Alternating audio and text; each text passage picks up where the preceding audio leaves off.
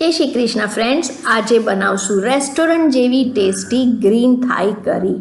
બહુ જ ટેસ્ટી બનશે ને આમાં મેઇન ખૂબી છે આ ગ્રીન પેસ્ટ બનાવવાની ને આપણે એકદમ સરળ રીતે બનાવશું. સો બનાવવાનું શરૂ કરીએ. સો પહેલાં આપણે બનાવીએ ગ્રીન પેસ્ટ. એને માટે જોઈશે કોથમીર અને દાંડાની સાથે જ લેજો ફ્રેન્ડ્સ, તાજી કોથમીર લેજો. એક નાનો કાંદો, આદુ, લસણ અને ફ્રેન્ડ્સ લીલું મરચું મેં ફક્ત એક લીધું છે. આમાં લીલું મરચું બહુ નથી હોતું એટલે ઓછું લીલું મરચું નાખજો. મીઠું, મરી અને બહુ ચપટી હળદર. હળદર વધારે નહીં લેતા. હવે આપણને મેઇન ઇન્ગ્રેડિયન્ટ જે છે એ જોઈશે આ લીલી ચાની આ દાંડી. આ ફ્રેશ લીલી ચાની દાંડી લેજો. એને આ રીતે ઉપરના 1-2 પાન આ રીતે કાઢવાના એટલે અંદરનું એકદમ ટેન્ડર પાર્ટ મળશે. અને બેઉ સાઈડથી આપણે આ રીતે કાપી કાઢીએ કેમ કે થોડું કડક હોય છે. એટલે આપણે વચ્ચેનો જે ટેન્ડર પાર્ટ હોય છે એ રાખવાનો છે, જેની ફ્લેવર, સુગંધ બધું સુપર છે. સો આ રીતે આપણે લેવાનું છે. આ બહુ જ ટેન્ડર છે. હવે આના કટકા કરશું કેમ કે આને આપણે મિક્સર ગ્રાઇન્ડરમાં ગ્રાઇન્ડ કરવાના છે. સો આ રીતે આપણે 4 દાંડી મેં બતાવી એ રીતે જરાક કાઢીને થોડા પાન કાઢીને વચ્ચેનો ભાગ લઈશું ને બેઉ સાઈડથી કાઢવાની છે થોડી થોડી. સો અહીંયા મેં 4 આવી રીતે દાંડીના કટકા કરીને અહીંયા તૈયાર રાખ્યા છે. આ બહુ જ ઇમ્પોર્ટન્ટ ઇન્ગ્રેડિયન્ટ છે ફ્રેન્ડ્સ. આની સુગંધ અને ફ્લેવર બહુ જ સરસ આવશે. હવે અહીંયા મેં લીધી છે 1 ચમચી જીરું અને 1 ચમચી ધાણાને વઘાર્યામાં જ મેં શેકી કાઢ્યું છે. સો શેકેલા જીરું અને શેકેલા આખા ધાણા વઘાર્યામાં મેં અહીંયા મૂકી રાખ્યા છે. હવે આપણે લઈશું લેમન ઝેસ્ટ. લીંબુનું જે ઉપરનો જે પીળો ભાગ છે એ આપણે આ ઝીણી આ રીતે છીણી હોય એનાથી આપણે ગ્રેટ કરશું. અને બહુ નહીં લેતા, 1/4 જેટલું. અને ફ્રેન્ડ્સ જોજો કે સફેદ પાર્ટ ના આવે, નહીં તો કડવું થઈ જશે. હવે આ ઉપરનો થોડો પીળો ભાગ આપણે 5 ચમચી જેટલો કાઢીએ. આની ફ્લેવર બહુ સરસ આવશે ફ્રેન્ડ્સ. સો અહીંયા આપણું લેમન ઝેસ્ટ તૈયાર છે.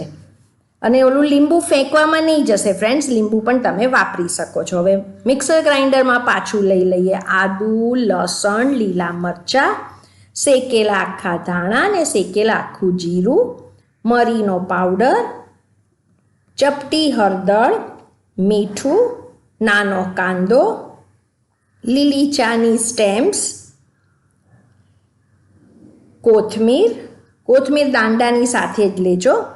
ને આપણે જે લેમન ઝેસ્ટ કરી રાખ્યું છે લેમન ઝેસ્ટ, અને ફક્ત મિક્સર ચલાવવા પૂરતું જ પાણી લેજો. બહુ પાણી નહીં લેતા, મિક્સર ચાલે એટલું જ પાણી લેવાનું છે. અને આને આપણે સ્મૂથ થીક પેસ્ટ બનાવશું ફ્રેન્ડ્સ. આ જ બહુ ઇમ્પોર્ટન્ટ છે. ને તમે જોયું કેટલું ઝટપટ થઈ જાય છે અને આપણા ઘરમાં આ વસ્તુ હોય જ છે. હવે અહીંયા સ્મૂથ ગ્રીન પેસ્ટ તૈયાર છે. એક બાઉલમાં કાઢીને આપણે એને મૂકીએ. જરી પણ આમાં કટકા આખા રહ્યા નથી. સો અહીંયા ફાઇન વાઇબ્રન્ટ ગ્રીન પેસ્ટ તૈયાર છે. એકદમ ફ્લેવરફુલ બનશે આ શાક ફ્રેન્ડ્સ. રેસ્ટોરન્ટમાં મોંઘા શાક આ મળતા હોય છે એની કરતાં ઘરમાં ક્વિક અને ઇઝી છે. એક પેનમાં લઈએ તેલ અને અહીંયા મેં 3 કલરના કેપ્સિકમ લીધા છે, લીલા, યલો અને રેડ. ફ્રેન્ડ્સ તમારી પાસે ખાલી ગ્રીન હશે તો પણ ચાલશે, જે અવેલેબલ હોય. એક મીડિયમ સાઇઝનું ગાજર અને એક નાની ઝુકીની. હવે બધું આપણે મોટા મોટા કટકા કરવાના છે. અને થોડી બ્રોકલી લીધી છે. બેબીકોર્નના પણ મોટા કટકા કર્યા છે. અને થોડું સોલ્ટ નાખીએ એટલે આપણું આ શાક જરા જલ્દી ચડી જાય. અને બહુ નથી ચડાવવાનું ફ્રેન્ડ્સ, આપણે આને થોડું ક્રિસ્પી રાખવાનું છે. હવે મીઠું મિક્સ કરીને હવે આમાં આપણે લઈશું 2 ટેબલસ્પૂન પાણી. 2 ટેબલસ્પૂન પાણી નાખીને પાછું આને મિક્સ કરી કાઢીએ. અને હવે ઢાંકીને આપણે આને 2 થી 3 મિનિટ કવર કરીને આપણે આને કૂક કરશું. અને કવર કર્યા પછી થોડી વારે આને ખોલીને પાછું આપણે હલાવવાનું એટલે નીચે ચીટકી ન જાય. 2-3 મિનિટમાં થઈ જશે કેમ કે આને ઓવરકૂક નથી કરવાનું. થોડા ઇન્ટરવલે પાછું આ રીતે આને આપણે ખોલીએ અને એકવાર હલાવી લઈએ એટલે નીચે ચીટકી ન જાય. અને પાણી બહુ નથી નાખ્યું આપણે, ફક્ત 2 ટેબલસ્પૂન પાણી નાખ્યું છે. પાછું આને આપણે કવર કરીએ, પાછું કૂક કરીએ. અને આને આપણે થોડા ક્રન્ચી રાખવાના છે friends. So do not overcook. થોડું આપણને ક્રન્ચી હોવું જોઈએ. હવે પાછું ખોલીને જોઈએ. હવે તમે જુઓ કે કલર પણ થોડો શાકનો બદલાઈ ગયો છે અને થોડાક આપણને ક્વોન્ટિટી ઓછી લાગશે કેમ કે થોડાક ચડી ગયા છે. હવે બહુ આપણે કૂક નથી કરવાના. આ રીતે મોઢામાં થોડા થોડા ક્રંચ આવે એવા રાખવાના છે. તો આપણા વેજીટેબલ્સ અહીંયા તૈયાર છે. આને આપણે લગભગ 80% ચઢાવ્યા છે. હવે આને આપણે એક બાઉલમાં બહાર કાઢીએ. ગેસની ફ્લેમ બંધ કરી દેવાની છે. સો એને એક બાઉલમાં બહાર કાઢ્યા છે. સો અહીંયા મસ્ત કલરફુલ વેજીસ તૈયાર છે.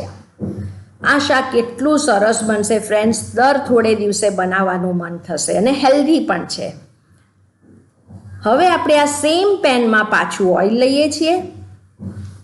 એમાં આપણે જે ગ્રીન પેસ્ટ બનાવી છે એ તેલ ગરમ થાય એટલે એડ કરીએ. હવે ગ્રીન પેસ્ટને પણ 2 થી 3 મિનિટ આપણે આને કૂક કરીએ. 2 મિનિટ કૂક કરશો એટલે તમે જે તેલ નાખ્યું હશે બહાર આવશે ને તમને ખબર પડી જશે કે આ સરસ કૂક થઈ છે. ફ્રેન્ડ્સ, મેં તેલ ઓછું નાખ્યું છે, તમે થોડું વધારે નાખી શકો છો. હવે 2 મિનિટ પછી તમે જુઓ કે તેલ જરાક થોડુંક ઉપર આવ્યું છે. આ પ્રોસિજરને પણ ફ્રેન્ડ્સ બહુ વાર નથી લાગતી, 2 મિનિટમાં થઈ જાય છે. ફ્રેન્ડ્સ, આ ગ્રેવી કૂક થઈ જાય એટલે એટલી એની સરસ અરોમા આવે છે કે ઘરમાં સરસ તમારા કિચનમાં સુગંધ આવી જશે. આ એકદમ મસ્ત ફ્લેવરફુલ ગ્રેવી છે, મસ્ત અરોમા આવશે. હવે આ ફાઇન રીતે ગ્રેવી કૂક થઈ ગઈ છે. હવે આપણે આને એડ કરશું નારિયેળનું દૂધ. ફ્રેન્ડ્સ, તમે નારિયેળનું દૂધ ઘરે પણ બનાવી શકો છો અને રેડીમેડ પણ લઈ શકો છો. મેં કઈ કંપનીનું વાપર્યું છે એ જાણવું હોય તો નીચે કમેન્ટ સેક્શનમાં કહેજો. હવે એકવાર આ બરાબર મિક્સ કરી કાઢીએ. હવે જોઈએ તો થોડું પાણી અંદર એડ કરવાનું. કન્સિસ્ટન્સી તમે ગ્રેવીની એડજસ્ટ કરી લેવાની.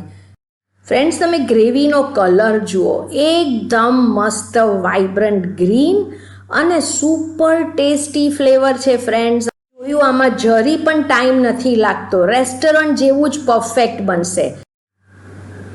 હવે આમાં આપણે એડ કરશું થોડો ગોળ. અહીંયા મેં ગોળનો પાવડર વાપર્યો છે. 1 ટેબલ સ્પૂન ગોળ નાખ્યો છે. પછી આપણે ટેસ્ટ કરીને બધું એડજસ્ટ કરી શકીએ છીએ. હવે ગોળનો પાવડર નાખ્યા પછી મિક્સ કરીને હવે આ ગ્રેવીને આપણે ફક્ત 1 ઉકળો આવવા દેવાનો છે. હવે આમાં આપણે કંઈ ઓવરકુક નથી કરતા કેમ કે ગ્રેવી પણ પહેલાં આપણે ચડાવી દીધી છે. હવે 1 ઉકળો અહીંયા આવવાનું શરૂ થઈ ગયું છે. જેવો 1 ઉકળો આવે ફ્રેન્ડ્સ, આપણે જે વેજીટેબલ સોટે કર્યા છે અંદર એડ કરી લઈએ. હવે વેજીટેબલ્સને પણ બરાબર મિક્સ કરી દઈએ અને જોઈએ તો આ ટાઈમે તમે પાણી એડજસ્ટ કરી શકો છો. પણ ફ્રેન્ડ્સ, જ્યારે પણ પાણી નાખવાનું મન થાય તો ગરમ પાણી નાખજો, નહીં તો કુકિંગ પ્રોસિજર જરા થોડી ધીમી થઈ જાય છે. ગ્રેવીમાં વેજીટેબલ મિક્સ થઈ જાય એટલે એકવાર ટેસ્ટ કરી લેવાનું. જો તમને તમારા ટેસ્ટ પ્રમાણે કંઈ એડ કરવું હોય તો કરી શકો છો. ને 1 ઉકળો આવી જાય એટલે ગેસની ફ્લેમ હવે આપણે બંધ કરી દીધી છે. એટલું સુપર ટેસ્ટી છે ફ્રેન્ડ્સ. તમે નૂડલ્સ, રાઈસ કે પરાઠા વગર પણ એમ ખાશો. મસ્ટ ટ્રાય રેસીપી છે. હવે એન્ડમાં આપણે એડ કરીએ છીએ બેસિલ્સના થોડા પાન. આ હોય તો જ નાખવાના ફ્રેન્ડ્સ, ઓપ્શનલ છે, જેનાથી ફ્લેવર આવે છે. અને ઉપર લઈશું થોડા પનીરના કટકા. અત્યારે આપણી ગ્રેવી ગરમ છે એટલે પનીર પણ સરસ સોફ્ટ થઈ જશે. ગેસ ચલાવવાની હવે જરૂર નથી. રેડી ટુ સર્વ. આનો લુક જુઓ ફ્રેન્ડ્સ. આ ટેસ્ટી તો છે, સાથે હેલ્ધી પણ છે. એકદમ ફ્લેવરફુલ. ખાયા જ કરવાનું મન થાય, એમ થાય કે ખાલી એકલું શાક ખાઈ લઈએ. કરો નૂડલ્સ અથવા રાઈસ સાથે. સો ફ્રેન્ડ્સ, તમે પણ બનાવો. રેસીપી ગમી હોય તો નીચે કમેન્ટ સેક્શનમાં કહેજો રેસીપી કેવી લાગી. તમારી કમેન્ટ મારે માટે બહુ જ ઇમ્પોર્ટન્ટ છે. Thank you for watching.